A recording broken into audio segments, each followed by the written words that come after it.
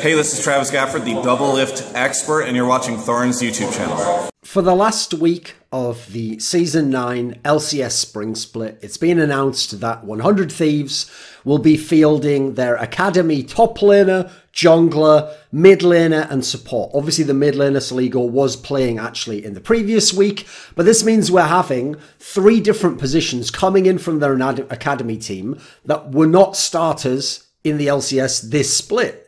This is the only member of the lineup currently in the team that was a starter for the majority of the split. In fact, the whole split was obviously Bang, and he will be playing in this particular game. So as such, the teams that 100 Thieves will play in their last week, CLG, Optic, these are teams that are still in the playoff race, get to play as some of their final games.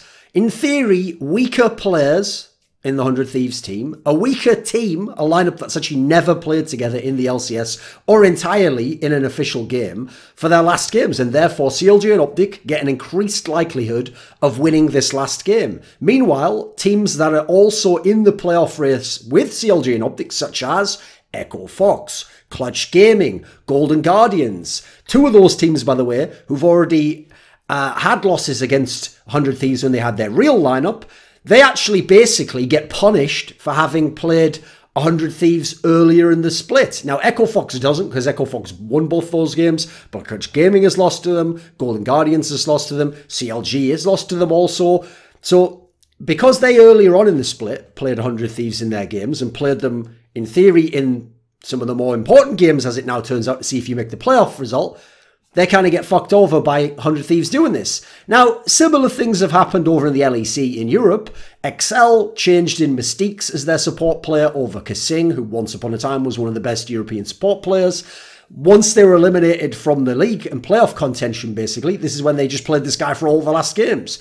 Rogue obviously had been using Vander and Finn from their academy team as subs, and it made them a better squad and they were winning more games in the LEC. Then once they were eliminated from playoff contention, they went back to their original lineup of the original starters. Now, admittedly, the latter, the Rogue example, is a bit different. It has a distinction there, which is at least the players they brought back to the lineup had been the original starters. So even though it's not really the lineup that Rogue thinks is the best, it was an LCS starting lineup. So there's some sort of a distinction I can sort of make there. It's a bit more tenuous as to whether that's dodgy or not. But just as an aside, people might think, well, this week there was another team announced that they'd have a very different lineup, which is Clutch Gaming, right? They said that they're going to take Piglet to mid lane instead of AD carry, and they're going to bring in Cody Sun, formerly of 100 Thieves, as their AD carry for the starting position. Now, that's different because Clutch is still in the playoff race. Clutch seems to legitimately be doing that move because they think this is a gamble that can make them better and give them a chance of going 2-0 and hopefully getting through the tiebreaker scenario that could get them into the playoffs. And thirdly, as such, Clutch still appears to be entirely trying to win those last 2 games in the LCS. That is the main issue with this whole scenario, is that the implication here from 100 Thieves is that they're not trying. They're not doing this because they think this lineup gives them the best chance to actually win those games. Because if they had really thought so, why would they wait until they were eliminated to bring these players in? Why weren't these players playing for the last half of the split when already things were going really badly and there were problems at some of the different positions? Huni was really bad at the first half of the split. They had a massive problem getting the bot lane to at all be involved with what they were doing. Obviously, Aframu was into all over the fucking place by the end. Why didn't they make those changes earlier when they were still in contention? Because they legitimately thought those players they had in the starting lineup could turn it around, would turn it around with the best chance to win those last games. Now that they're eliminated, they bring in the academy players, essentially admitting they don't think that this is the lineup that has the best chance to win these games, but maybe they just want to try some players out. Maybe they want to take the other players and have them chill out and play some academy games. So there's not a big deal. I mean, actually, they've been already eliminated from academy, so I guess that doesn't matter. They already lost in the playoffs there. So that's one of my issues here, is it makes the likelihood that 100 Thieves win this game lower, which is an issue because, as I said, this now punishes some teams and favours some teams based purely on the schedule and arbitrarily where those teams were scheduled to play against 100 Thieves. Teams that played 100 Thieves earlier in the split and lost had to face the real 100 Thieves, and now teams that play 100 Thieves at the end of the split are playing, in theory, an easier opponent now. That doesn't mean it will be an easier opponent, but it's the premise and the very context of this that's disturbing to me, because this has always been a flaw of round robin, which basically a league format is, where you just play everyone in the league X amount of times.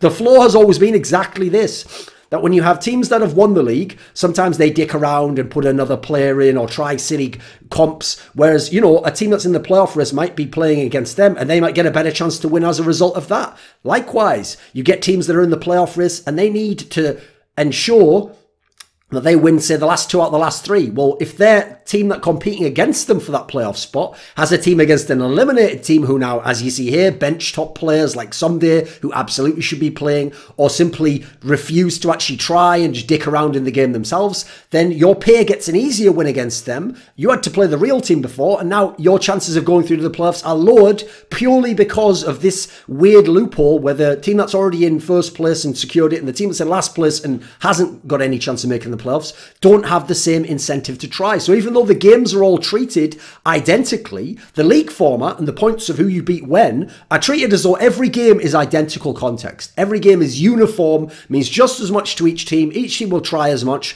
but as you can see here, they won't. And so this is a scenario where I have an issue with this, but from the Riot side of things, because logically, there is no disincentive for 100 Thieves. They don't get punished at all for what they do, despite the fact the teams playing them, who don't play them rather, get punished essentially, and the teams who are playing them get rewarded. Because think about it, right? Imagine Academy hadn't finished and you wanted to try some of your starters who've been failing down in Academy. Okay, you could flex into there. What if you want to give some of these Academy players some LCS playing stage time? That even makes sense. I can sort of agree with that for 100 Thieves. What if some of your main players know they're eliminated from the playoffs, they don't care anymore, it's only going to tilt them more to play, they've maybe even asked, can we take a week or 2 off to recuperate and get some kind of rest in before the middle of the off-season, and then we can really get going for next season. I could even see all these as being good factors for 100 Thieves. So this is not 100 Thieves' fault, by the way, just as it isn't Rogue's fault in Europe. I actually think they're doing the correct thing for 100 Thieves. The problem is, for Riot and the league, this is a flaw in the format. Like, I think they really should anticipate some kind of a rule change. I'm not sure what it would be. I assume something along the lines of, you can't bring in this many Academy players later, or if eliminated, you must play, I don't know, 3 or 4 starters. I think there should be some type of a rule clause like that. Not for this split, obviously, that would be unfair. This split's already happened, basically. We've got the rules, you have to play out as it is. But for future splits before we start, so people know that going in, and we don't get the same kind of scenario now, because it does feel quite unfair that some of these other teams are in a position now where they're hoping to go head-to-head with another team for a playoff spot, but that other team has, in theory, an easier playoff opponent. They have players who aren't LCS quality, players who haven't played in the LCS to play in their last games. Meanwhile, some of these other teams, Clutch Gaming has a nightmare matchup and they've got Cloud9 and TSM. That makes their chances of doing it even lower because the other teams are so much more likely to beat 100 Thieves, which doesn't mean they will beat 100 Thieves. It doesn't mean these are actually worse players than the players they replaced at 100 Thieves. I would overall argue they are, and it's implausible to suggest they're not at the moment, but it doesn't necessarily mean that. That's not the point. The point here is the precedent of what you're allowing to happen. And even if you don't agree in this particular case, they're worse players and a worse team, you can see how in the future you could have a scenario where a really, really good team with mega players, which in theory 100 Thieves were supposed to be, but they just didn't end up being, decided to bench their players. Like, think about the example I gave of the winning team. Imagine if Team Liquid, who's obviously top of the league, I mean, in theory at the moment, I think they actually can't, I think they can't lose the tiebreaker because they've already secured first, but they're obviously a top 2 seed anyway. Imagine for the last 2 games, they decided, you know what, fuck it. Take out Joblift and Jensen, put in our Academy players, let's just fuck around for these games. And now, one of the teams who's playing against Team Liquid at the end of the split, in fact, I'll have a look if there's actually a playoff-bound team that does play them. Yes, Echo Fox plays them.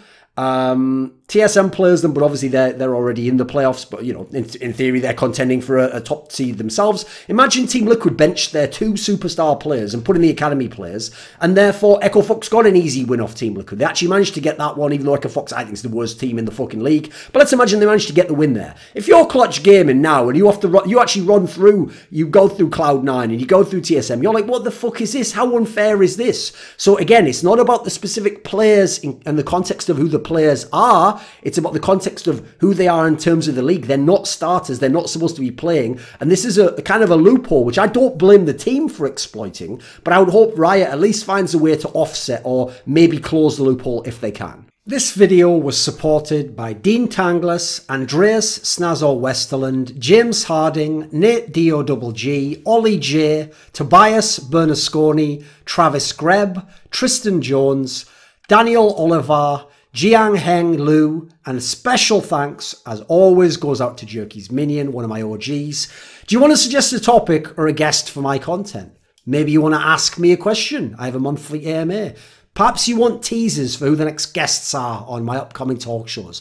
Maybe you want to be part of my monthly discussion where my top patrons talk to me. Well, put your money where your mouth is and join the Scrilluminati today at the description box link for Patreon.